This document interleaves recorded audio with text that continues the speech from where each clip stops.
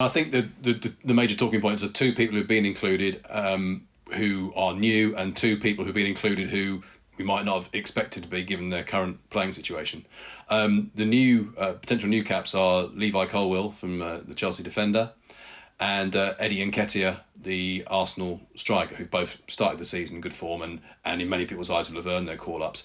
On the other hand, the people who are in the squad who people might feel didn't quite earn their call-ups are Harry Maguire, Southgate still persisting with him in at centre-back, Calvin Phillips in midfield for Manchester City, and also, interestingly enough, Jordan Henderson, despite his move to the Saudi gravy train.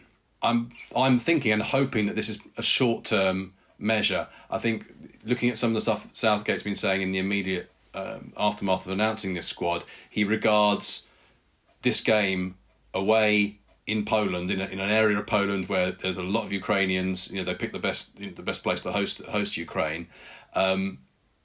It's a game for experienced heads, he feels, and Henderson is clearly one of those. So is Maguire. So I think what we're seeing here is a squad to do a job, and then also we've got the kind of commemorative fixture the following week against Scotland. But this is a squad to do a job in Poland against Ukraine, and then put England very much. You know, if we win there, it's very much on the brink of qualification. Also, we still have the return game against Italy to come, but we'll be very, very well placed then. But I would not expect him, Southgate, to persist with Henderson, Phillips, and Maguire if they don't start getting regular football at a decent level soon. And with all due respect to the Saudi Pro League, it's still not the same level as the Premier League.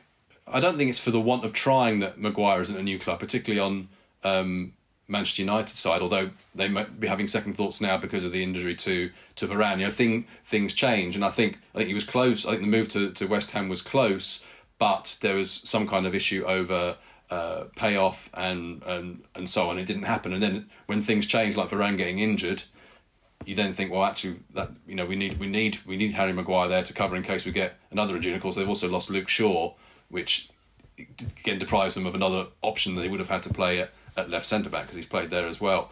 I mean, I don't think Maguire can expect this loyalty to continue all the way to the Euros next summer, assuming that we qualify, because there are players emerging.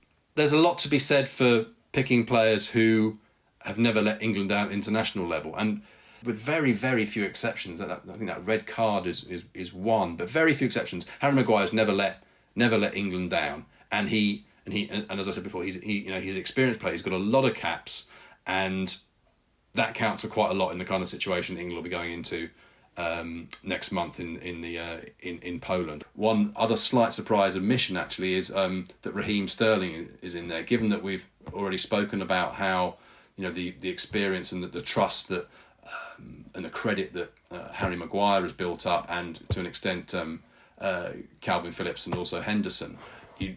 Raheem Sterling, given that he's had a pretty good start to this season, he looked a lot more lively, albeit particularly in the Luton game. I think it is a bit of a surprise not to see him there, because if you want experienced England players, then I'd have to look up on the website, but I'm not sure how many players in the squad he has named have got more caps than Raheem Sterling. And given that he is in form, it's a little bit of a surprise to see him omitted and Nketiah promoted. And similarly, if you're